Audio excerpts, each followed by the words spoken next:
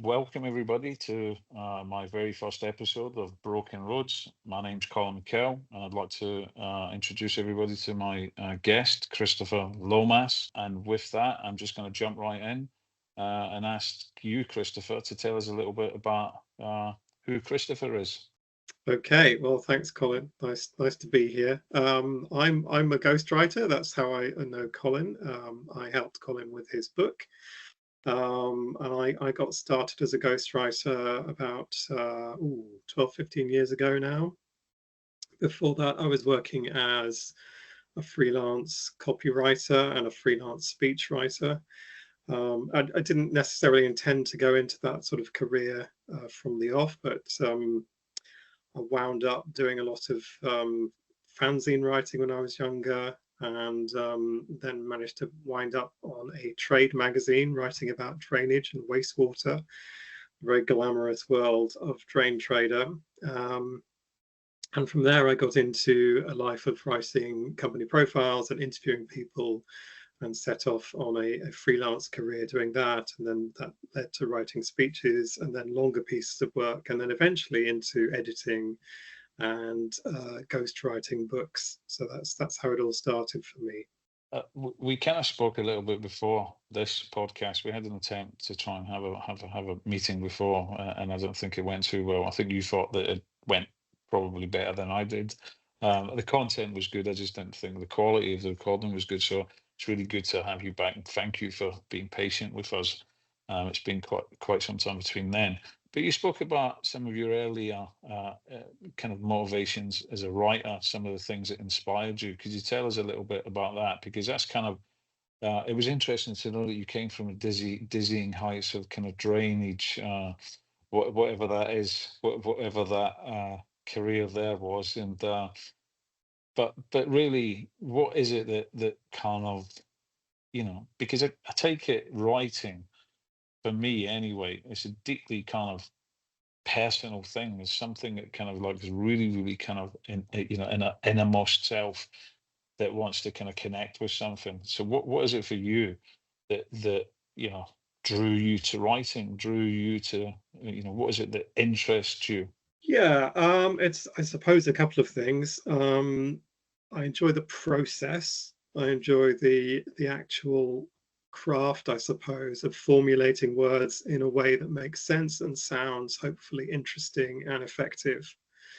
And that for me is a very satisfying process. So I love that.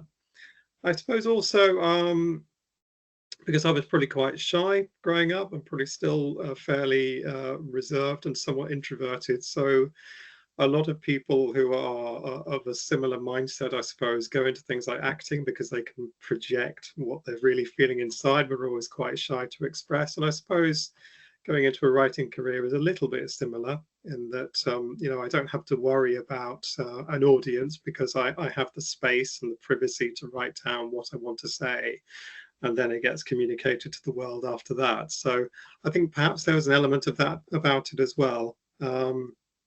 And now, of course, I get the great satisfaction of helping people such as yourself to tell stories which they may have had bubbling away in the background for years. They may have had a burning ambition to get their story out into the world. And it's incredibly satisfying and gratifying to be able to help somebody do that. So that it's realizing people's dreams, which have been for them a massive part of their life, but a part of their life they've not been able to actually um, to act out before. So that's a great part Mm. of the process. Yeah, it is interesting that about the kind of the potential personality types that get drawn to certain professions, and it's almost like uh there's this space where you can think and you can feel, and you don't have to have this kind of you're not taking the stage, and you're not having to kind of go out to the world just yet. You're getting time to collect your thoughts, you're getting time to perfect your craft, and you're getting time to be in that space with yourself.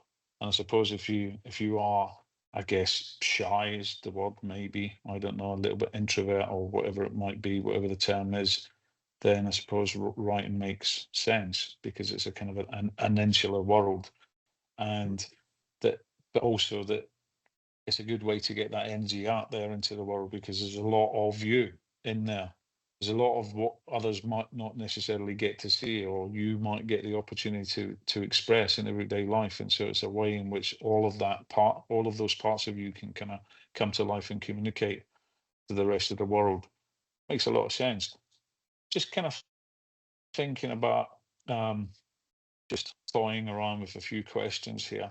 But if there was somebody in history that you could go back and be a fly on the wall, so you could kind of take your pen and your process and you could go back and write their story, or collaborate with them for them to write, for you to work with them to write their story, who would it be? It's a question I've pondered on before, and the person I keep coming back to is the astronaut Michael Collins. He was on the Apollo 11 mission, so the first mission that actually went to the moon successfully. But he was the guy that had to stay behind while Neil Armstrong and Buzz Aldrin went down to the surface of the moon. Michael Collins had to stay behind in orbit around the moon while they were down there. And I think it's just such a fascinating notion that at that point he was effectively the loneliest person in the universe, completely cut off from everyone else, absolutely on his own. And he was up there knowing there was a very real possibility of his two colleagues not necessarily being able to come back, in which case he would have had to take the decision to return to Earth without them on his own. And what would that have felt like? That must have been an extraordinarily difficult thing for him to weigh up in his mind. But they were all very pragmatic people and they knew that they had to do the right thing. But I think his is a fascinating story. So I would love to have had an opportunity to talk to him about that. That's an amazing kind of choice there. I was just wondering as well, kind of maybe on a more deeper level, what was the draw to that? Why the person who was isolated from everything else? Because we got to hear about the other astronauts, and Michael Collins, until you mentioned him there, was somebody again who slipped from my awareness. But I have heard of his involvement. But again, he's not the mainstream. He's not the main player or the main character. But very arguably was probably one of the central players in that mission. Yeah, absolutely. And I think he was cut from slightly different cloth to many of the other astronauts. A lot of them were sort of very gung ho, sort of archetypal American flyboy type, the fearless type. And he was perhaps a little bit more thoughtful, a bit more introspective. And he probably, I think, from reading what he's written elsewhere, had a larger perspective on what he was doing and why it was important and why it was significant. So I think he was a very interesting chap, and perhaps just slightly removed from many of the other astronauts, a slightly different personality type, I think. Thinking a bit like yourself, really, in some ways, as a kind of a draw there, as a parallel, because you kind of sit behind a lot of things that go on in your world, but you're not necessarily the central player in that. Yeah, But key, absolutely. yeah. Yeah. Yes, it is indeed my job to be absolutely in the background so I can't be seen. Yes, quite so. So, what do you like about your role in what you do, and what I guess, are there any frustrations or anything that you wish were different? Well, I'm very lucky to do the job that I do because I get to meet all sorts of interesting, amazing, extraordinary people, and help them tell their stories. As I mentioned, it is a job in which I help them to realize their dreams, which is an amazing thing to do. Because for many people, there is a huge sense of catharsis that comes of writing their story. Particularly, as in your own case, Colin, it's a story which is built on hope and on inspiring other people and in potentially making a difference. So that's a wonderful process to be a part of. Um, there isn't an awful lot I would change about it. I think it would be nice to have unlimited time to work on every project, but perhaps that's not necessarily a good idea. I Mm. think every creative endeavor needs an end point, so you have to kind of rush towards the end at some point. Um, I suppose as a ghostwriter, it'd be nice to change the perception around ghostwriting and the slightly misunderstood world of ghostwriting and what ghostwriters do and the legitimacy and validity of that. I might change the slight sense of dreadful fear that I get every time I start a new project and think, oh my goodness, how am I going to possibly tackle this one? How am I going to tell this story in the right way? Because that never goes away, no matter how many times I've done it. But again, I think that's probably it's the same as the nerves for the actor or the musician going on stage. It's probably part of what helps the process kick into gear, I think. So I might change that. The vagaries of freelance work is something I would always change, of course. But apart from that, it's a wonderful thing to do. And as I say, I feel very lucky to be able to do it. Great. And just kind of thinking back, because I was trying to remember the first time I contacted you. I was getting nudged by my wife because I was trying to get my book. I'd written a bit of it, and I was kind of trying to get it out there. And I was like, I don't really want to write this. It could be really painful to write my book in particular. It wasn't that I was really sitting here thinking I had something to tell the world. I was thinking there's definitely lots of things I don't want to tell the world. Not anymore. I've told enough. I've told enough of my story, and it's time now for me to just, see my days out, and it doesn't really matter. But my wife did. Well, she bullied me quite a lot, to kind of keep pushing, and because I'm very busy, because I'm always seems like I'm doing a million and one things, and I have all of these plates I'm juggling in the air. But it seemed, yeah, I can remember kind of sending what I had written into the world, and I remember penning the original part of what I was doing, and what I was reading at the time, what was influencing me, because I'm a prolific reader and I read lots of stuff at the same time. And I remember people saying to me about all my books, saying, "Have you ever read them?" And I said, "Well, I hope to. I haven't, and it's my goal and my life's ambition to read them. However, I read lots of them, but rarely read a book from the beginning to the end straight through. There are a few exceptions." Um, and so I can just remember all of that, and I remember contacting you. But what was it like to kind of meet me, to experience me, and to work with me? And so, what did you like, or what did you find challenging, and what did you enjoy?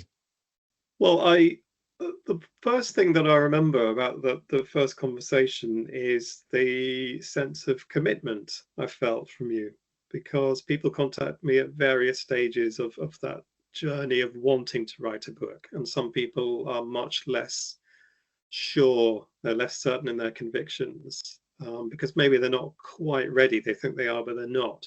But I did very much get the sense from talking to you that you were absolutely ready. It felt as if something had clicked inside you that meant you were going to proceed and you were going to get the book written, come what may. And that's always very compelling. You were immediately very honest about your life experiences, and that is, for a ghostwriter, that's the key thing, to be able to tap into somebody's very real lived experience, that they're not going to hold anything back, that they're not going to be inhibited, particularly in a story which is as difficult and as complicated, and go to some very dark places as yours does. You want to be able to feel that you have the trust of the named author in order to be able to tell that story in the right way. And I think we were able to develop that sense of mutual trust very quickly, so that I knew I would be able to ask you the right kind of questions. I'll be able to probe where necessary to get into, the real nuts and bolts of what you were experiencing, and you weren't going to hold back, and you never did. So I think that Mm. was the most wonderful part of it, the truth and the honesty that I was getting from you. How did you experience some of that? Because obviously the material, there was a lot, there's still a lot that went on the cutting room floor, as they say. There's a lot that kind of you turned out, or I decided wasn't quite appropriate. And then there was quite a lot of last minute kind of additions. But given the material, given I would imagine, you're not a therapist, not that I know of. you're not you're not trained, not that I know of, to kind of work with people with these particular themes, let's say, rather than issues. How did it feel to come up against that material, even though it was raw, even though I was being honest?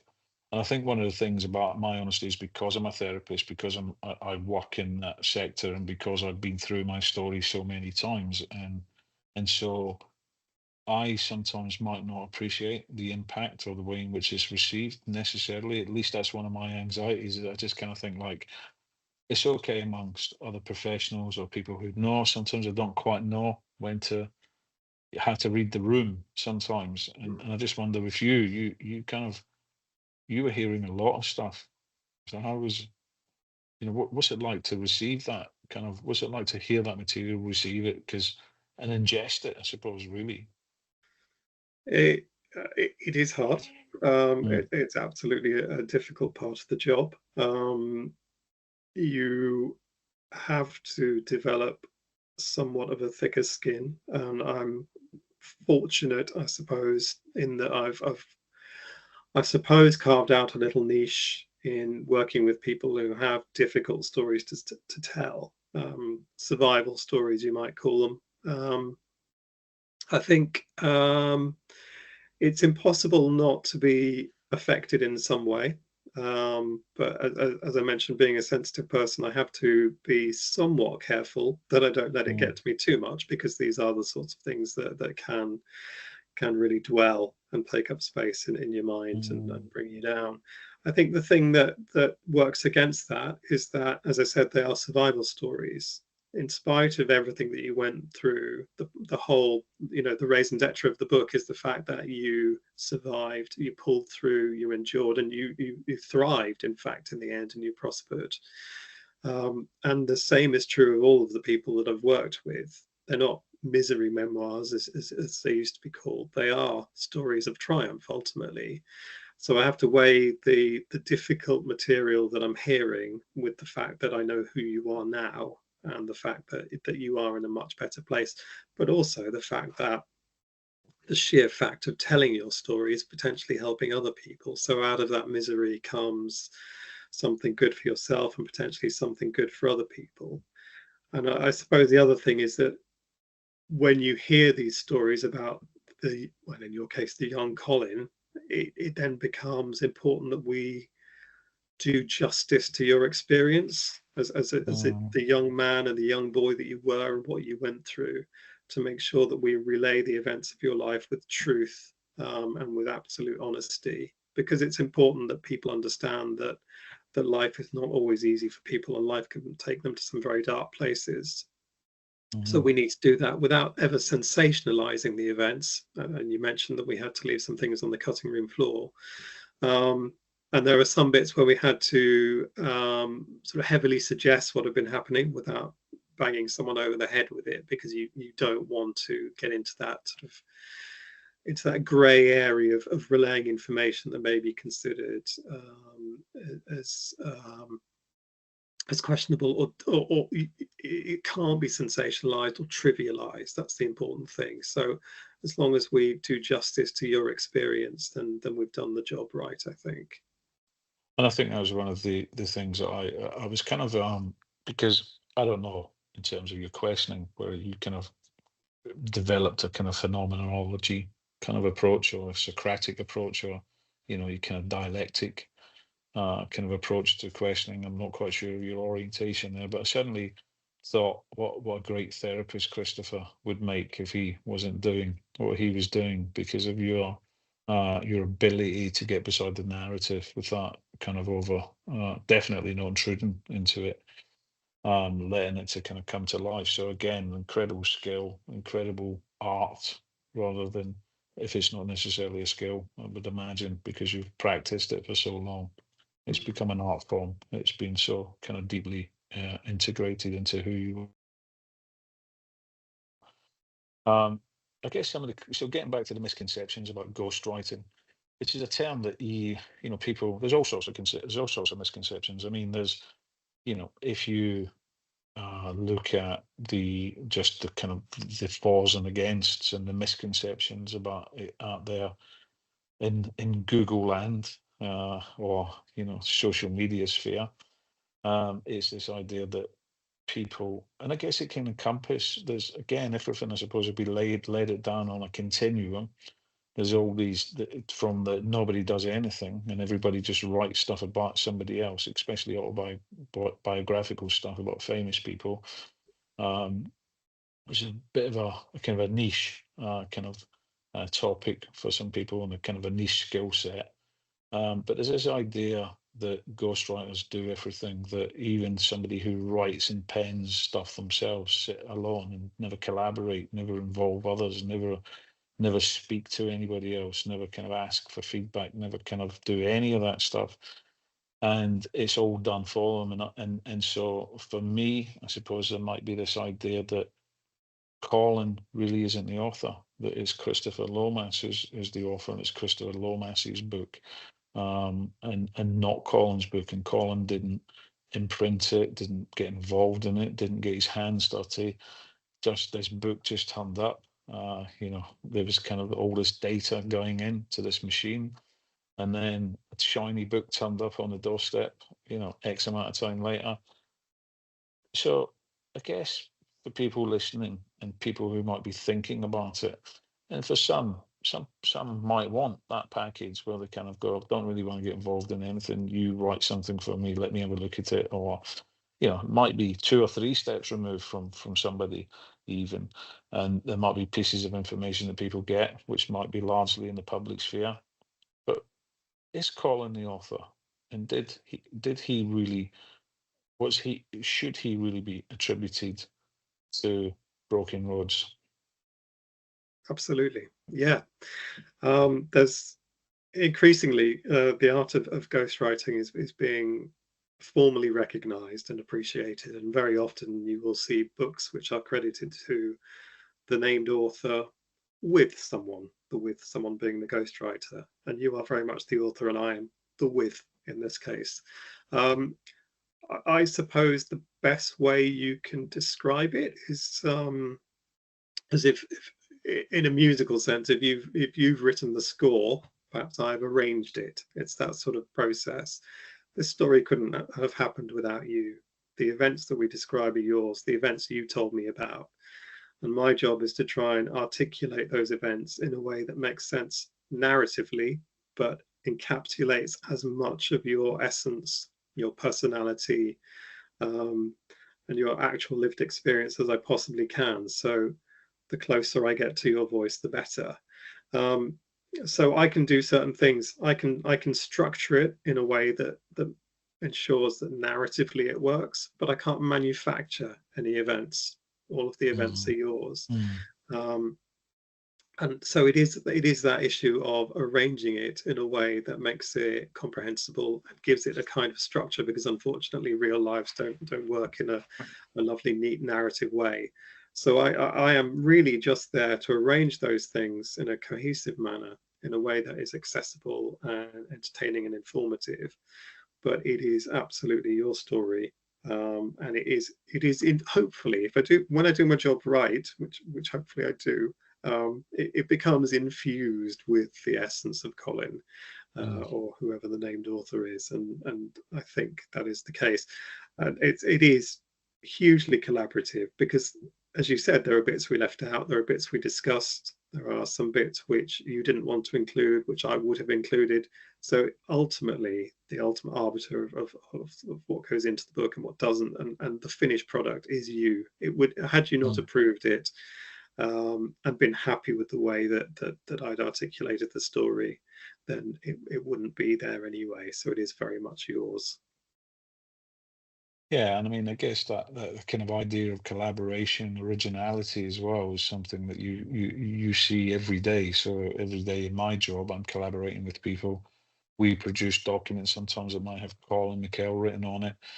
And so maybe the inspiration or the motivation or the pointing towards something needing being done. But there's many authors really in there. There's many collaborators in there. There's many people who have kind of done their thing. The same as, I suppose, university. You definitely write your essays regardless of what you're writing, you're giving other people credit. It's their work, their ideas, they're inspiring you. They're kind of being engaged with by you.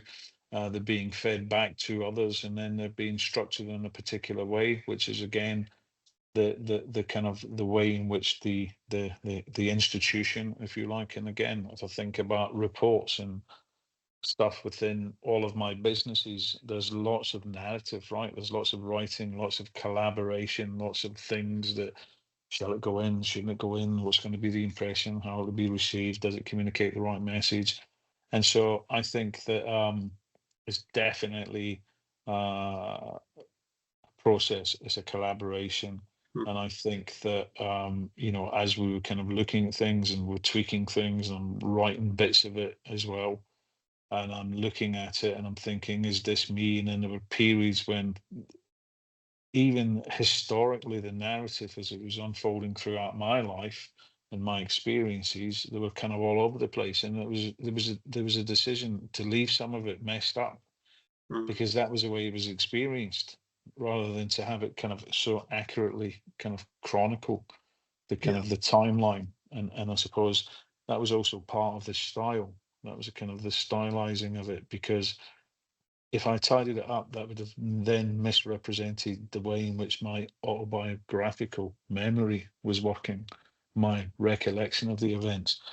And I think as well, as I was telling the story, it's very difficult to tell a story because not only is it known for, not just because of the material is difficult, but because I know so much as a professional and I know stuff about psychology and memory and the way things work, and especially autobiographical memory. Shouldn't say words that I can't pronounce. Um, and we're often kind of pretty poor recollectors of actual events. There's kind of witness testimony and lots of research has been done around that. I the I think one of the things that, as I kind of was reading it and going through it and talking about it, is as I came up against all of those things that came up in therapy. Did that really happen? Am I Mm. just imagining that? And these are all the disassociative things that happen to clients who definitely had these things happen to them, but there's so there's another part of them that kind of pushes against their memories, kind of going, and so I also had to experience all of those difficulties myself. So I had to relive them. And that's, I suppose, one of the things that surprised me, because I'm kind of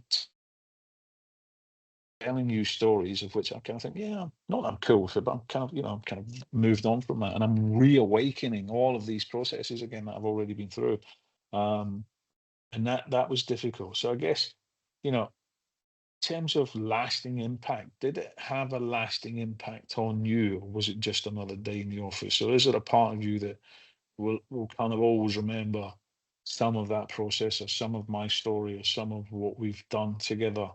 Or is it just like, yes, I do, but it's just another day in the office? I think the honest answer is it's a bit of both. As we discussed earlier, there has to be a certain element of me that draws a line under it and puts a wall around it because of the difficult content, because I can't allow myself to dwell on that too much. So that means that there is that element of, okay, I'm putting that to one side now. Having said that, it's there. I was immersed in, to some extent, as anyone that didn't go through those experiences, I was immersed in that world as well. And I couldn't tell the story unless I felt as if I had some measure of the experiences you went through. So in a way, it's a sort of vicariously living through your experience. So it feels like a weird sort of extension of my own experience, if that makes any sense. Hmm. And having gone through that process, it's impossible that those experiences and the memories of what we talked about aren't buried down there somewhere. Um, Mm. and that, I suppose there are good sides to that as well, in that it's very easy to live inured to some of the difficult events that people face in the world. Now, when I hear about children in destitution or in hardship, or children that have been abused in some way, my mind will go back to some of our experience, some of our conversations and your experiences. And it will help me empathize with what those people have gone through in a very different way, because I'm thinking about young Colin. As we said, the upside is that you survived, and that gives me a sense of hope that other people can get through their difficult situations when they're in extremis as well. So it does help me to relate to stories that I wouldn't have otherwise have had much reference point to. So in that sense, it kind of lives on in a very positive way, I think. So it is there, I think, as a part of me now.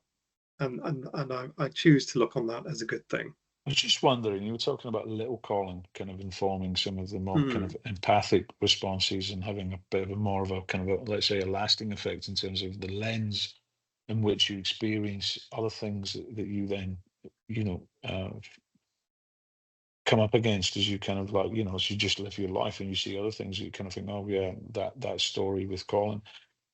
What about as Colin journeyed throughout his life? Was there ever a part in there where you kind of didn't like Colin, the Colin that was coming out of the book, or you kind of felt frustrated, or you kind of thought, what's going on? Or was there always a kind of a sense of empathy that kind of followed even the older Colin? Because, you know, there's things in my life that I had to kind of come to terms with. There's things that I'll never be proud of that happen, but I have compassion and understanding and context. But I'm not proud of them. I wish they were different. I wish I had been a different person. I wish I could have responded to those things differently. So I just wonder if there was kind of parts of me, and as I was kind of evolving and telling my story and talking about me as I grew older, um, and later difficulties, was there anything there that you kind of thought, I don't know, was different, challenging in a different way? I think I'm the sort of person that likes to believe that everyone's experiences in life, the bad experiences in life, help to account for what happens to them. So I tend to, people that involve in various sorts of criminal behavior, I'm the kind of person that will always look for the reasons. What were the things in their childhood that precipitated these events? You can't always do that, of course. And there are some people who, for whatever reason, just go off the rails with no particular inspiration for that. In your case, because I was experiencing your story from the very beginning, I knew everything that had happened. Well, I didn't know everything, but I knew all of the events that we discussed that went into the book that happened to you. And I could see the effect that was having on you as you were growing up. And I could feel the conflict between you wanting to do the right thing and sometimes not being able to do the right thing, or not feeling able to do the right thing. So maybe there were one or two moments where I thought you've just taken the wrong path. But again, I could always come back to, well, I absolutely understand why that happened. And of course, that prompts the question then, what would I have done in that situation? How would I have coped in this situation? Would Mm. I have been able to endure? Would I have had the strength to do what Colin ultimately did? And I couldn't always say with absolute surety that I would have done the right thing in those Mm. situations. So I think understanding what you've been through, which hopefully the people who read your book will, gives you the broader context and the understanding that suggests that your situation at times was virtually impossible. There were occasions in which you would not have been able to do the right thing even.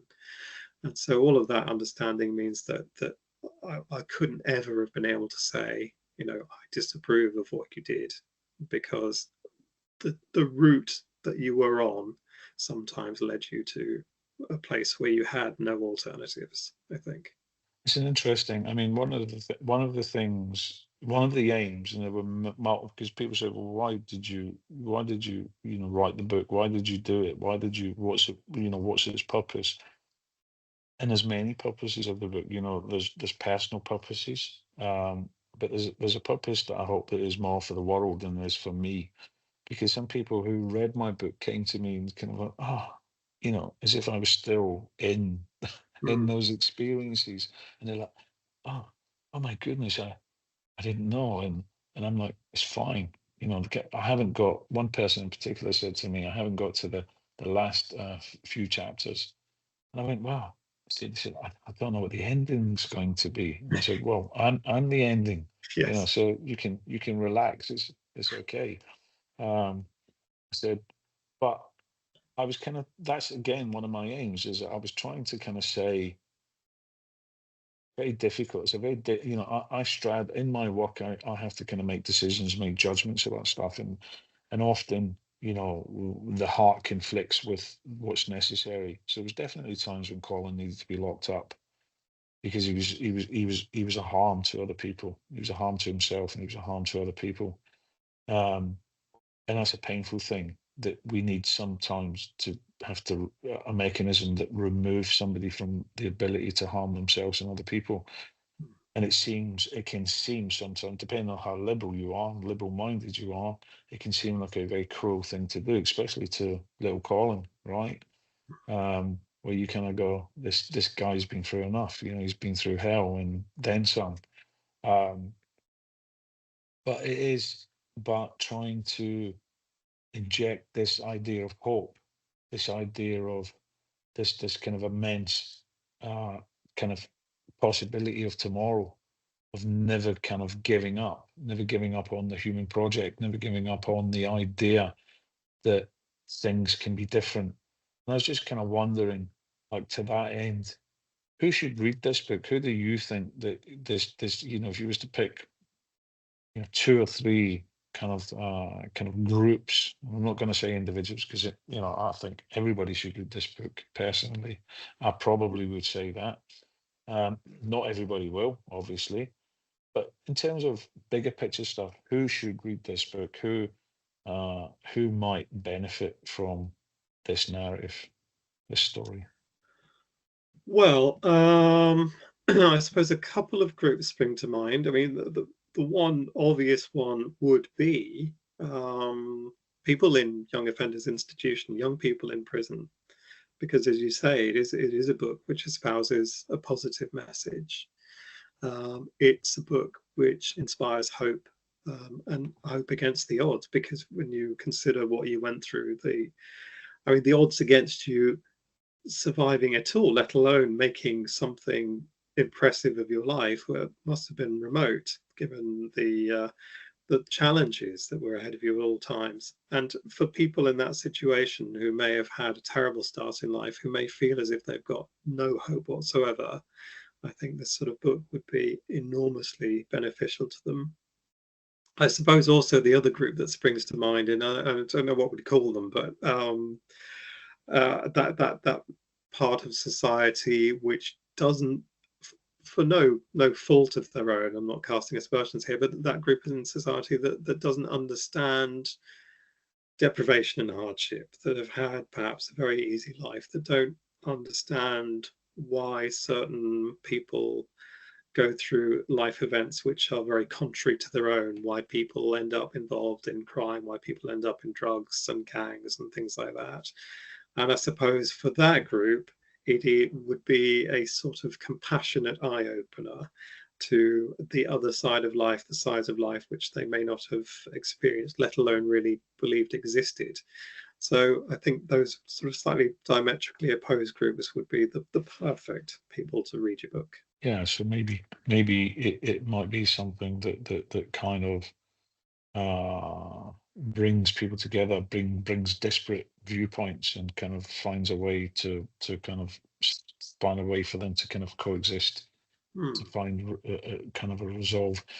What message do you think it gives to people who are suffering, who have suffered? So adults, one of the subtitles of the book is for adults who live each day in darkness. And that might sound a bit dramatic, but it's genuinely and authentically meant, because I know personally what it's like to live with the harboring a secret, deeply shameful. what is experienced as a deeply shameful, not just one secret, but a deeply shameful kind of existence. There's so many things about me that is rejectable, both to myself and to how the world is experienced, and that is deeply lonely, deeply um, painful. So Mhm. what kind of message do you think you it would give, or we could give, or we could say to people who might be young, but definitely, again, this I think does have a message for those going through it, so those living it and it's still happening, still experiencing this stuff. And I think it also speaks to those who have been molested and raped, and because it does obviously cover all of those themes deeply Mhm. and intimately and sensitively, I hope. Um, yeah, what do you think? Is there a message to these people? Is there something in there that without being insensitive to those experiences and those contexts that those people might be in? Yeah, absolutely. I think, well, there are a number of things really. I think perhaps the most important is that there were times in your story in which you were absolutely in extremis, when everything had gone against you, when you were as close as one could possibly get to surrendering, to giving up. There were times when I know that you just wanted to die. Um, and one of the biggest, most important messages is that even in that situation, you just found enough resolve, enough conviction and strength to live another day, to carry on, to endure. In the forlorn hope it must have seemed at the time that you could somehow lift yourself out of your situation. And yet, bit by bit, you did. And I think that is an incredibly powerful message, because you, more than many other people that I have ever met, have had to endure against insurmountable odds. And the fact that you did that just gives enough hope that other people can do the same. It doesn't have to Mm. be a meteoric rise out of the ashes. It can be bit by bit, as indeed your survival story shows. And there were steps back as well as steps forward along the way. And I think that's incredibly powerful, to know that people can survive the indomitability, I suppose, of the human spirit. Um, Sustains us, and that's Mm. an important message. And I think also that theme about shame, which you mentioned, I think shame holds a lot of people back. And again, I hope that if the book communicates a message, is that how liberating and empowering it is to try and to step out of the shadow of shame, I suppose, um, to acknowledge the fact that we have all done things that we're not necessarily proud of, to a greater or lesser extent. We've all done things that embarrass us, um, that in some way hold us back, because we're still sort of shackled to those things and holding on to them. And I think if we can all be a little bit more honest about the fact that we're very fallible as humans, um, and allow ourselves to forgive ourselves and others, then how empowering that can be too. Great. Yeah, thank you. So, what would you say to people who don't think they've got a story to tell? Well, I genuinely think everyone's got a story to tell. I think the problem really is that people don't always feel worthy. They think, who am I? What story do I have to tell? Who on earth will read my story? Um, and everyone has a life which is of consequence to somebody. You can write your story. I've worked with people who have set out to write a story for a wider audience, such as yourself, and I've gone on to get that published. But I've also worked with people that have decided to write a story purely for their own benefit, because they have absolutely needed to get the story of their life out on paper, so they can look at it slightly more objectively, so they can see the path they've been on in life, the journey that they've experienced. And sometimes that is a sort of a pause in their story. It's a full stop. It's a way of drawing a line under one set of experiences and saying, that's done. That's that volume. Now I'm moving forward into a new, fresher future. So that's a good motivation. And that's even if nobody else reads it. But I worked with somebody recently who thought she didn't have much of a story, that nobody would be interested. And of course, as soon as she started to tell people that she was telling her story, more and more people decided that they would like to read it. And that is often the way, because we're so used to the idea that our lives are very mundane and boring and day to day. We don't imagine that other people would be interested in the connections that we've made, in the relationships that we've had, in the journeys that we've been on. But all of these things are intensely interesting to the right people.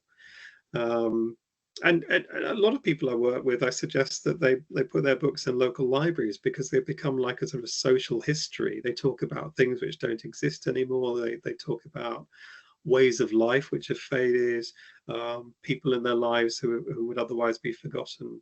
So it's a sort of an ongoing living testimony of so many things, which makes it, I think, so worthwhile, and so healthy. It really is a healthy process. You know, we can't promise catharsis for everyone, but I think people do tend to feel a lot lighter having put their record down on paper, and then feel like they're able to move on.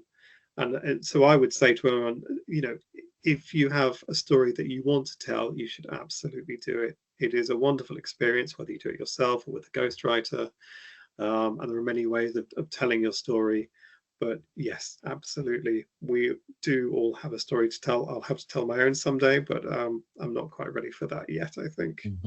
Yeah, I mean, I think, you know, it's well documented. There's such a thing as narrative therapy, the Mm, therapeutic benefits, and I think that we've lost the art. I think that I read a book some time ago called Storytelling in the Search for Meaning, by Kurtson Ketchum, and it was all about just how we don't tell stories, how things were passed down, how oral tradition was the way in which people learn to overcome obstacles in life and understand difficulties and understand challenges, and also be able to recognize triumphs, mm, and which things should be celebrated and in what way.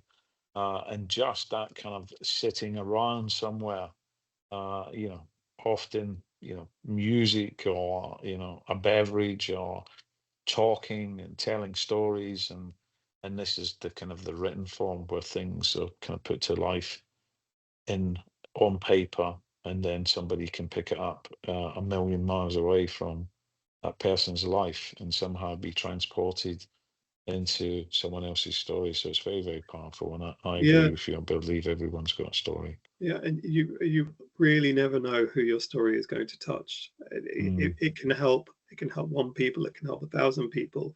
The impact of a story can be absolutely profound. So yeah, Or it can it help you.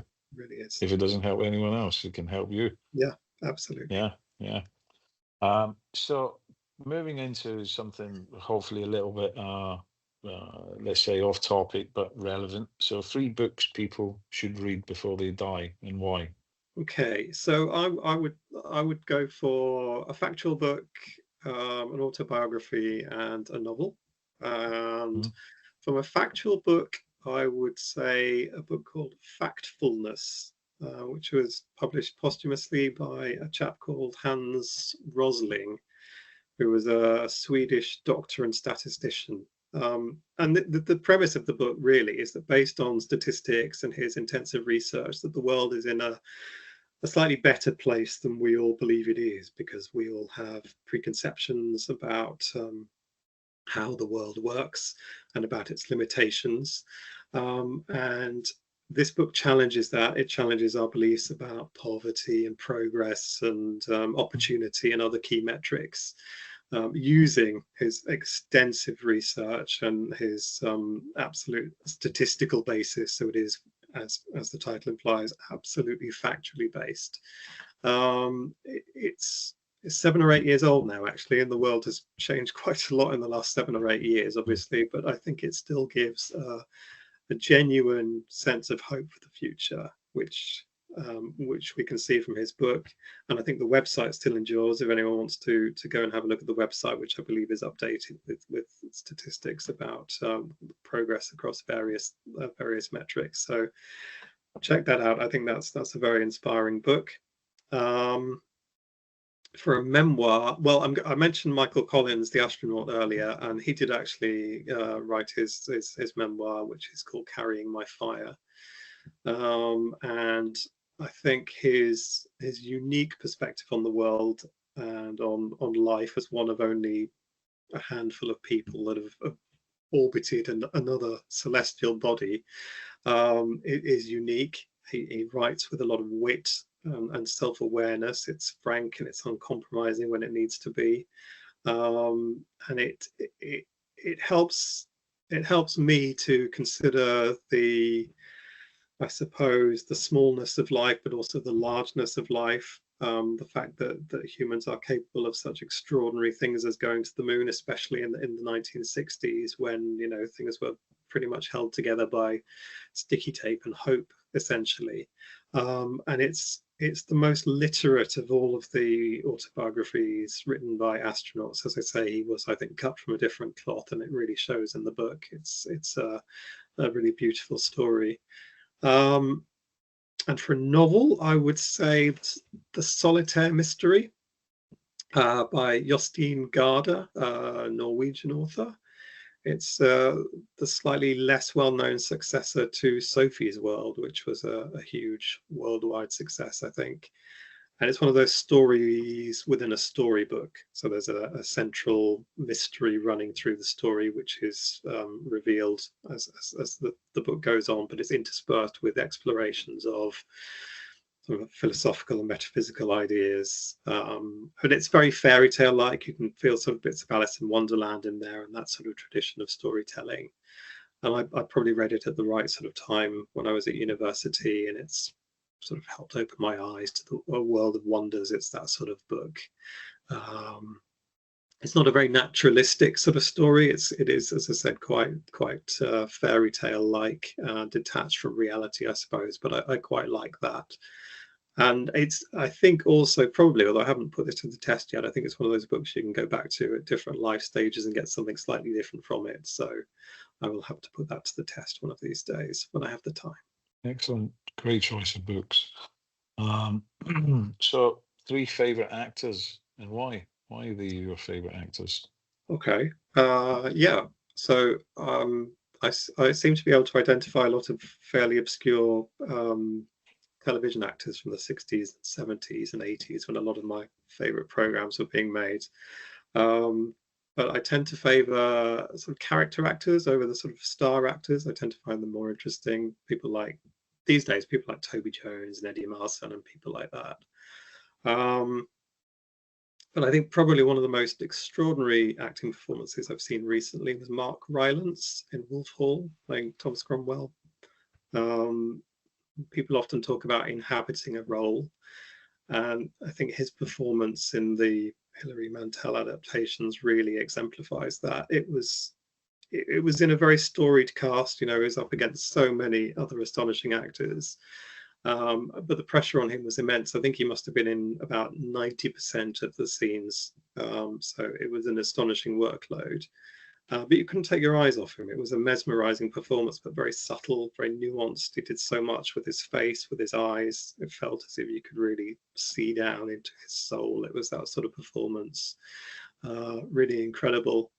From a slightly different cloth, I would say Jeremy Brett, who played Sherlock Holmes. I think he's the definitive Holmes. I'm a big fan of the Sherlock Holmes stories and his work in the 80s and 90s.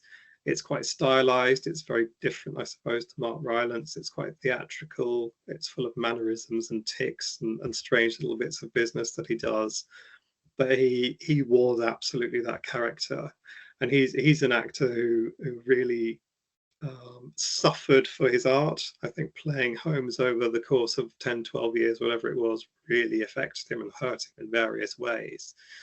And it took a toll, and he was physically and psychologically unwell towards the end of that process, and they weren't able to finish filming the canon before he died. But his performance is, to me, definitive. When I envisage Sherlock Holmes, it's Jeremy Brett that I think of. So I would say him. And I would also say Patrick McGoohan from The Prisoner. Again, one of my favorite series. And again, he's an interesting chap because he could have been an absolute leading man. I think he was up for James Bond at one stage, but wasn't interested in the character because he didn't approve of the morality of James Bond, interestingly enough. So he's got those sort of leading man qualities, but he gives a very idiosyncratic performance. And I'm thinking particularly of his role in The Prisoner, which he partly wrote and directed a lot of as well. And there are times when he almost shouts his lines in a very strange way, which kind of removes you from the reality of the piece, which I think is intentional. And he plays against type so often. So when he's supposed to be sort of romancing someone, he keeps his distance from them and presents the romance in a kind of weird confrontational way. And he does lots of interesting, strange things which sort of catch you out and keep you interested.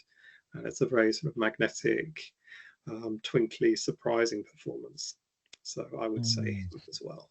Amazing. Such a kind of deep and contoured choice of individuals and characters there, just like your books. Very interesting indeed. And what we will try and get some of the links to these things as well that will kind of stick later on in the description for people if they're kind of interested in exploring these things more. Three favorite musicians or bands. Okay.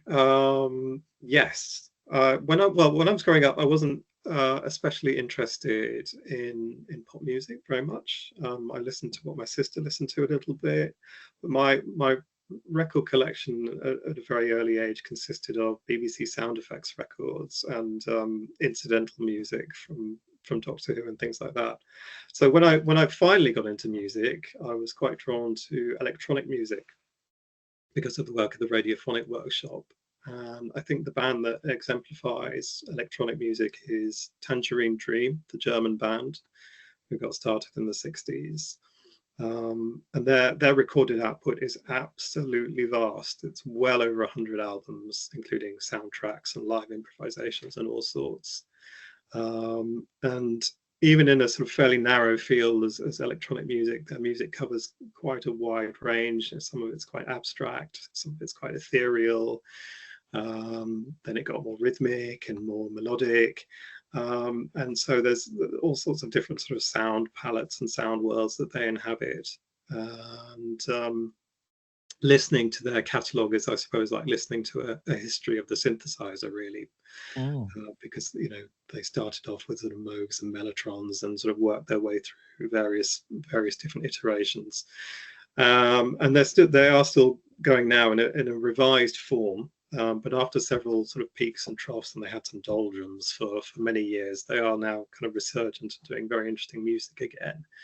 And I'm still working on completing the catalogue, but I've got probably about 95% of their albums, some of which I shouldn't have because they're actually not very good. But their finest work is really mesmerizing and captivating, I think. So I suppose my favorite band and artist of all time would be Jethro Tull and Ian Anderson. I'm a big fan of progressive rock, especially the sort of progressive rock of the of England and Europe, Italy particularly in the 70s. And Jethro Tull were just an incredibly, and are still going, an incredibly eclectic band, drawing influences from various musical strands.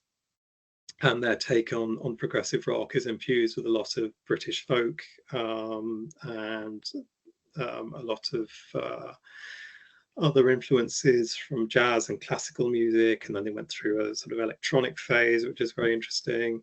And Ian Anderson is a wonderful lyricist, has a great turn of phrase and a wry observational look at the world.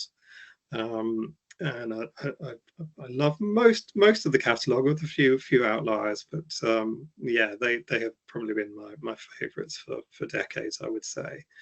And there's always, because again their catalogue is so diverse, there's always a different sort of sound and feel which you can engage in. Mm. And third, I would say, I suppose over the last 5 years, I've sort of been dipping my toes into sort of 20th century symphonic and orchestral music, um, things like Shostakovich and Bartok and stuff like that. But I got into Mahler, sort of late 19th century, early 20th century composer. I think probably because a lot of his music is quite big and bombastic. It's if you're moving from progressive rock into that world, I think he's a good one to go to, because a lot of his stuff feels like a sort of progressive rock epic, and it's quite strident and very discordant bits and big epic tragic bits. So um, I have been enjoying a lot of that over the last few years. So I would say he would exemplify that whole oeuvre of music for me. Mm. So taking all of those things, I mean, some of those I'm familiar with, some I'm not. And I was just thinking about the your first choice in the music. Is that a similar genre to kind of like the more kind of popular kind of tubular bells and the other synthesizer work there? Is it kind of in the genre, maybe at a different end of it, or is it completely outside of that genre? Yeah, it is sort of adjacent, I would say, and some bits more than others. Earlier on in their existence, the music was very abstract, Mm, um, and a little bit sort of detached, and ethereal. But then some of it is a lot more accessible and obviously more melodic, and that would be closer to Tubular Bells, or a bit of Jean-Michel Jarre, perhaps Sean something like yeah, that. yeah, Yeah, yeah. but not as obviously, not with such a pop sensibility. Mm, mm. So all of these things collaboratively, what do you think they say about you? What do you think they say about you? Because I'm kind of listening to them and thinking about you kind of mentioning earlier about your kind of personality being a bit kind of withdrawn, a bit shy, a bit reserved, and so you kind of and these seem quite thoughtful in terms of that they're expressing parts of you. So even although that you might have this kind of a kind of calm and reserved demeanor, um, these might be the ways in which you kind of express these other parts of yourself. These communicate that there's this fully rounded kind of sense of who you are as a person. There's these kind of deep contours and these kind of complex kind of interwoven themes that kind of speak to you and speak to the world. And so these different mediums, because that's definitely what I think. I think the books that resonate with us, the people that resonate with us, and the music that resonates with us are an extension of something about who we are. Yeah, absolutely. I think that's certainly true. I suppose with the Tangerine Dream stuff, that is quite immersive. That's the sort of thing you would dip into and sort of detach from everything for 45 minutes.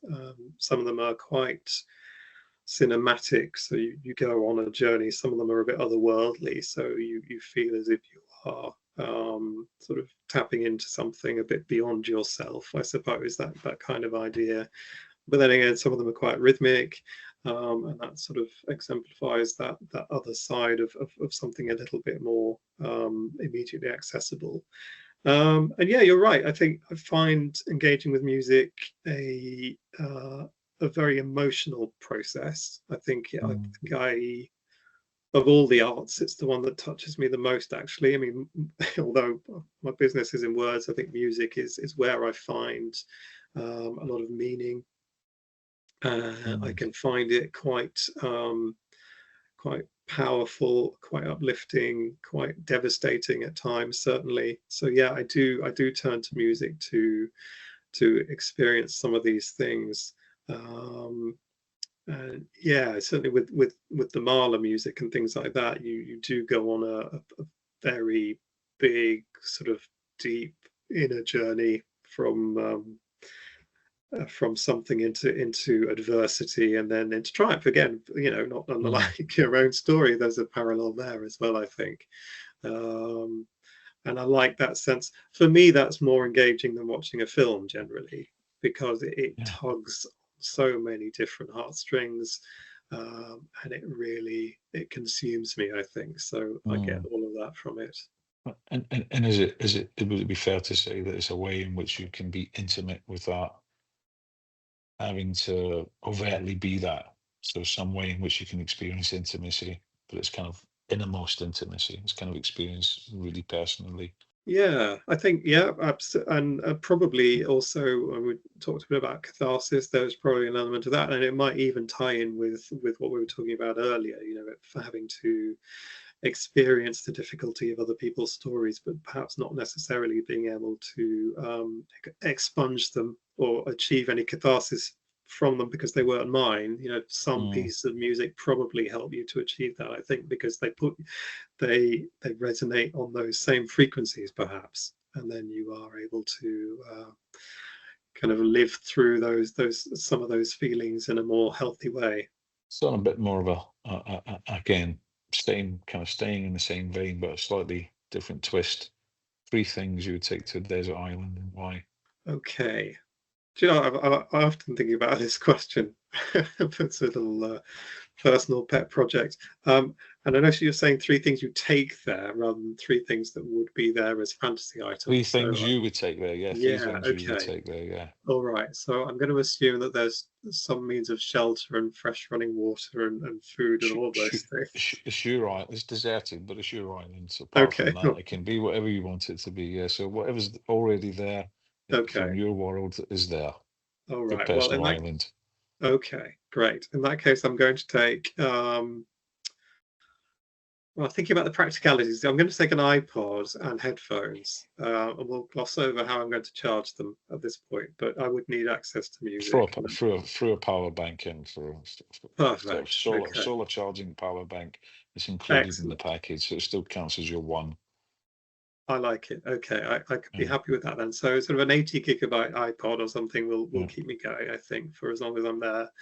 Um, I'm very into chess at the moment. I played chess when I was young, and I taught my son to play some years ago, and I've just got back into it. So I would take a chess computer, that could be solar powered, and a book of chess openings, so I could put my time to productive use. Um, and more prosaically, I feel like I should take lots of paper and pens, so I could at least feel like I was doing my 9 to 5, and I I could agree. work on my own memoir, my desert island memoir. There we go. There we go. Maybe that's how we're going to get Christopher Lomas's memoir, Yeah, Desert Island, designed just for you. Yeah, there you go. excellent, great. So we're starting to kind of obviously come into the kind of the final part of our meeting today, and I just wanted to kind of try and wrap things up by asking: is there any questions you wanted to ask me? Well, I think the most interesting thing for me, Colin, is, and it's something that applies to other people I work with. And I imagine one of the things that discourages people from telling their story is the sense of opening yourself up to scrutiny. So I would like to know, what was the experience of interacting with your family, friends, colleagues like once you knew that they had read your book? And did any of them Mm. find that difficult? I think you touched on this a little bit earlier. Well, there's a such a different range of responses, and it's not a simple answer. And I think always kind of slightly cheating because I am, I've been telling my story enough in different ways to different people in professional settings. I've been working with this material, and so the material is no surprise to me, but I guess it was how other people were going to perceive it. So Mm. I might have in the past gone to 12-step meeting, sat in front of a therapist, been part of a training program, worked with other groups of people, done other experiential stuff. And so some of the material, not all of it, not in the way that the book tells it, still prescriptively, if you like.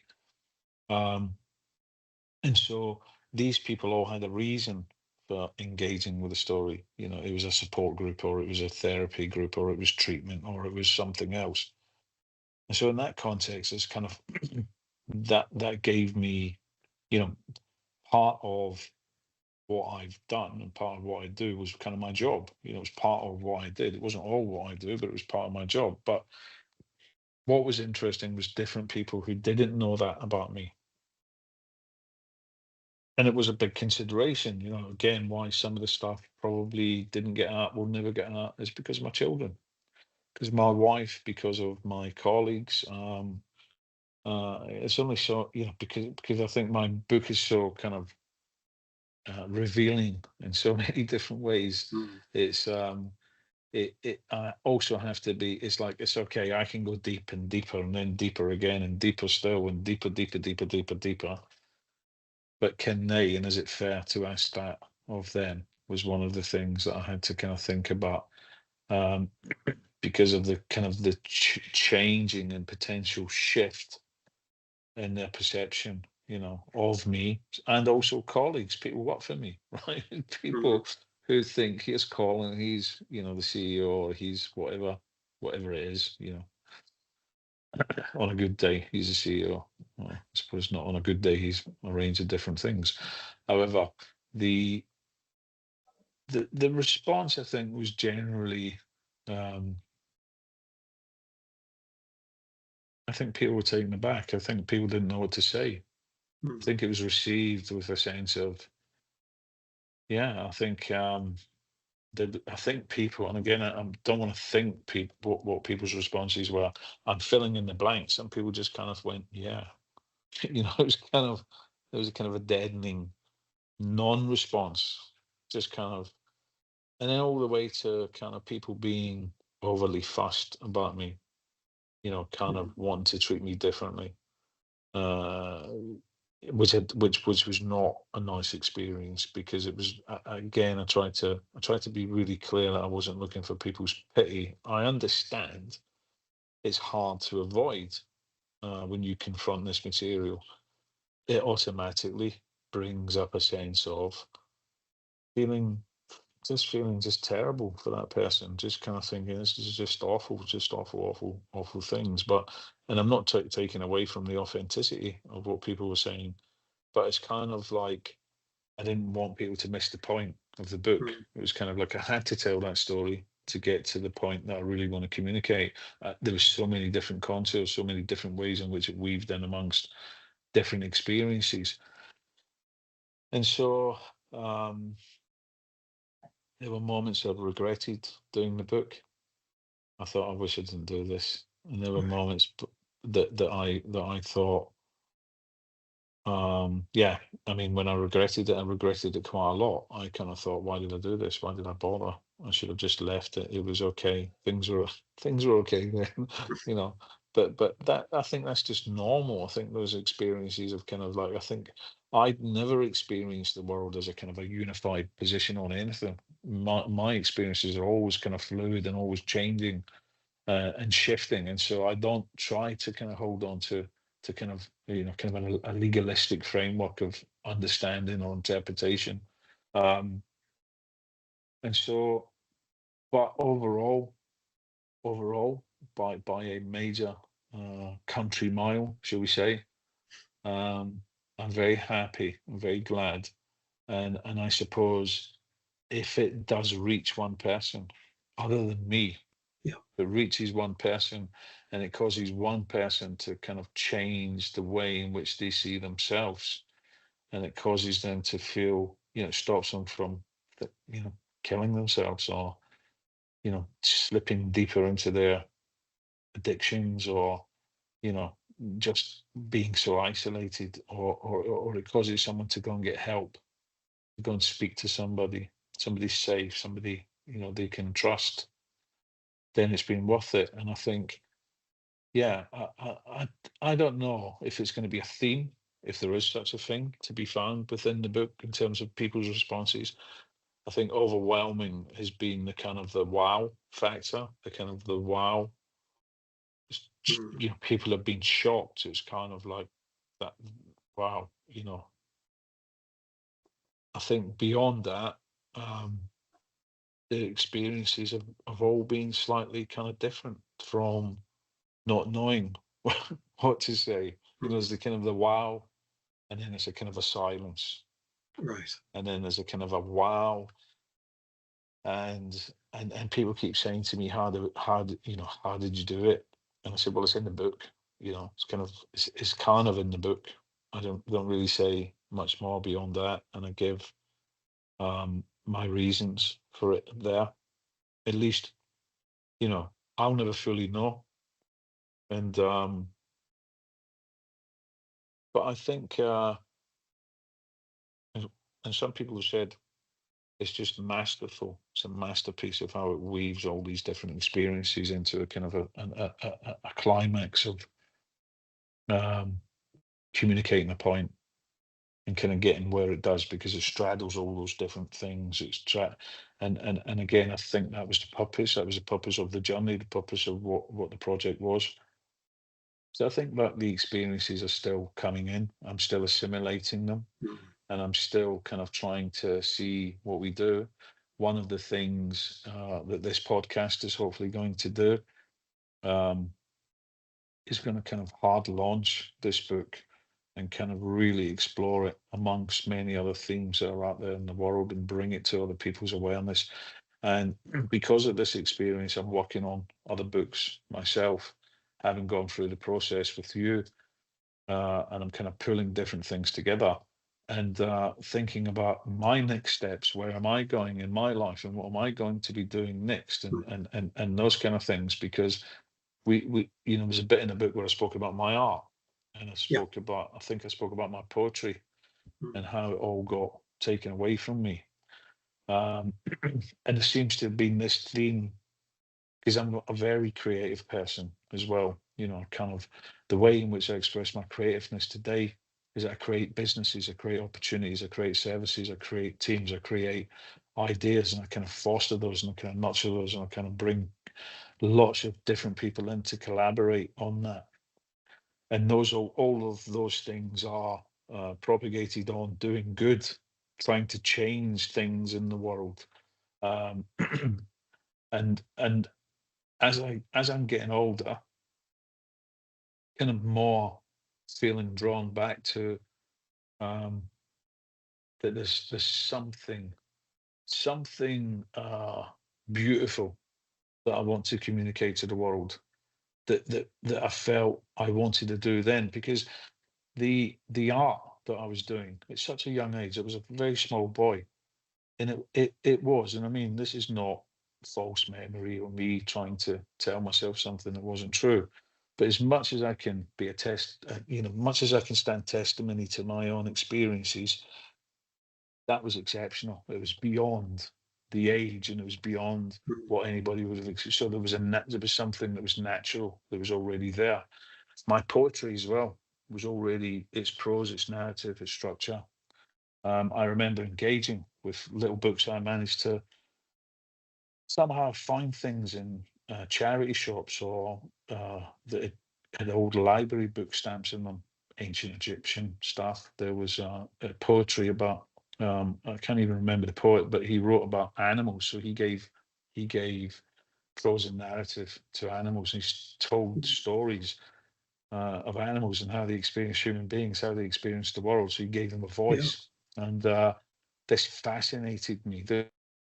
This made me think about my relationship with animals, and I think it changed my relationship with animals. In the first book, and of course, there was a point in my life when I didn't read, couldn't read, I was too traumatized to kind of Mm. read.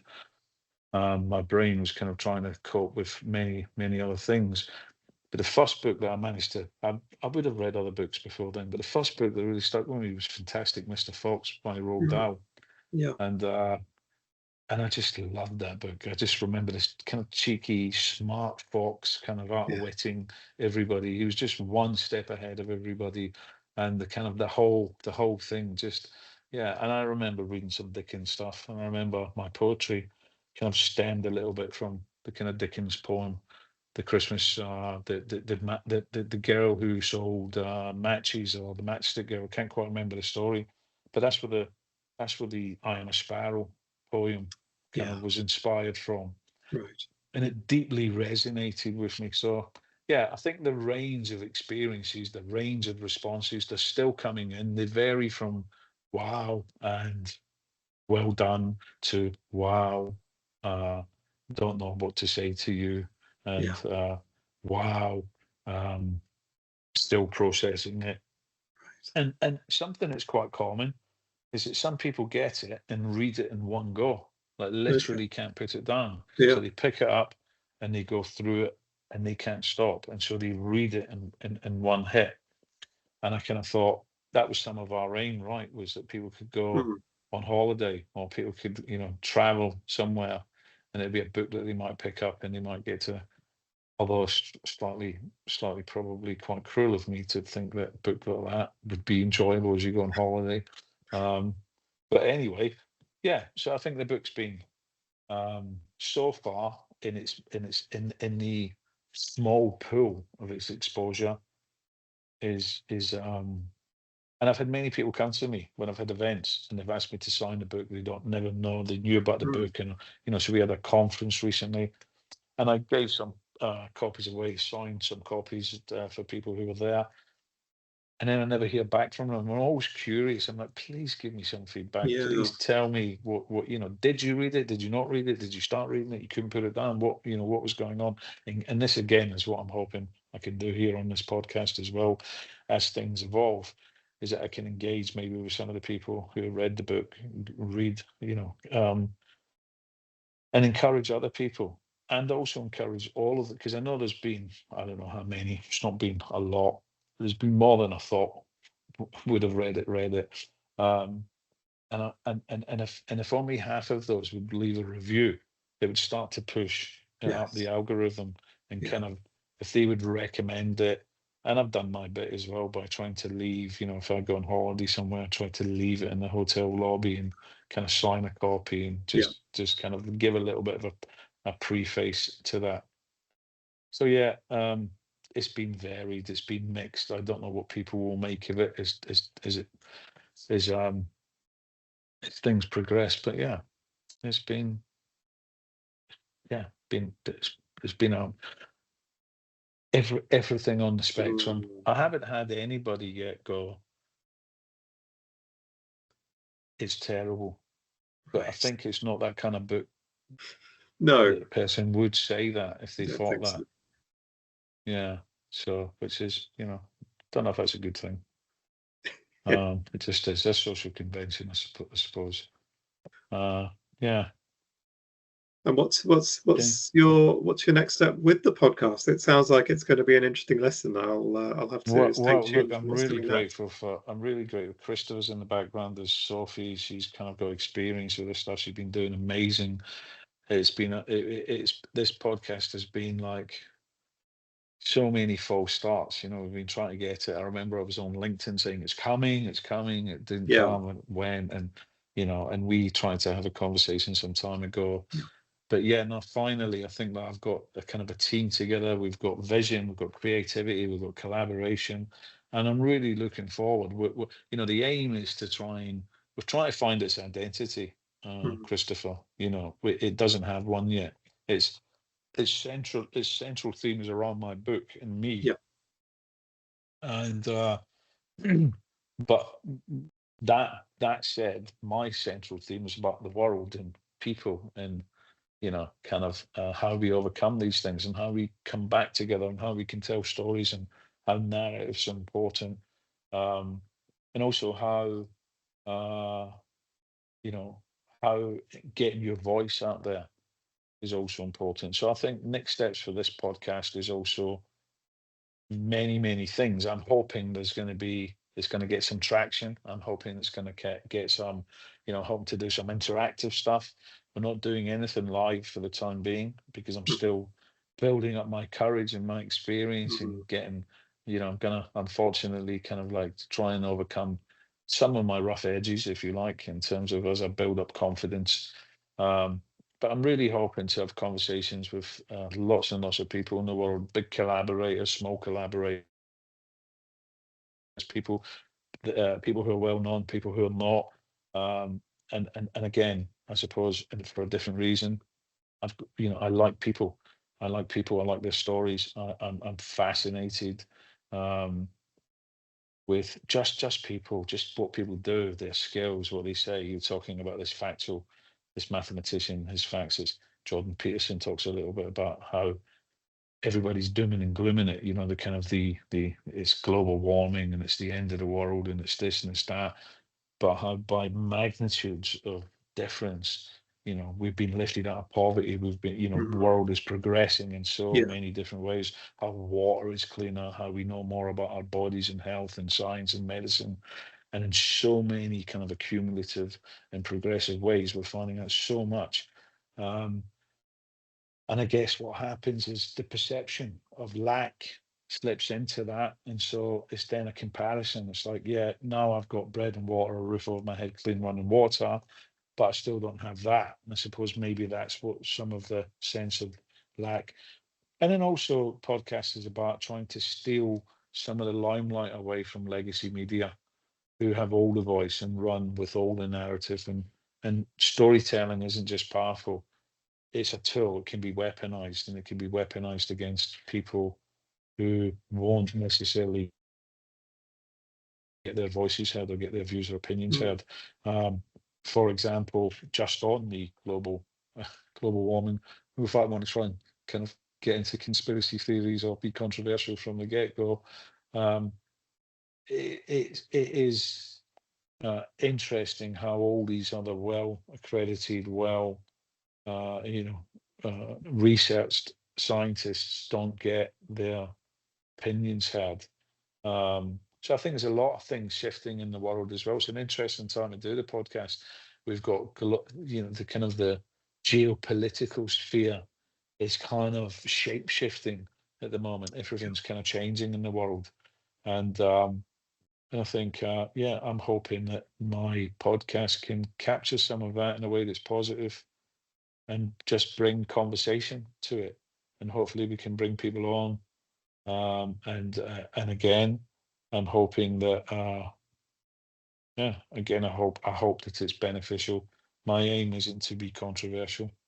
My aim isn't to divide, and my aim isn't to kind of step out beyond my capacity or capability, but it's definitely to not be invisible and not have a voice. Yeah, Yeah. I'm looking forward to it.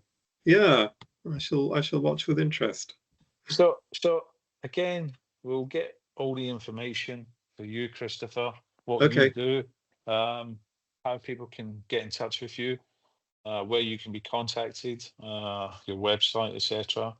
We'll put that in the description. All right. And Lovely. all I'm Thank you. going to say is it's been an absolute pleasure. I want to thank you again for helping me tell my story. I want to thank you for being so amenable, so patient, and also so kind. Um, and definitely, obviously, want to recommend you to anybody who wants to use any aspect of your service, any of your kind of written skills, anything that you bring that's so important and so needed. And again, would recommend you without reservation to that end. So Thank you. all I want to say is this has been Broken Road's first episode. So I hope we get lots of listeners, and if we don't, we don't. But we'll definitely be doing our bit to get it out there and to draw people back to this. Um, and I just want to thank you. I want to thank Sophie and everybody that's been involved. And again, if you've liked what we've been talking about today, then please hit that little button, that little thumb, hit the notifications, join the channel, and I'm going to leave it there. And so I'll say goodbye to you, Christopher, and God Thanks, bless. Colin. And thanks so Thanks, Sarah. much. Cheers. Bye. Bye-bye. Bye.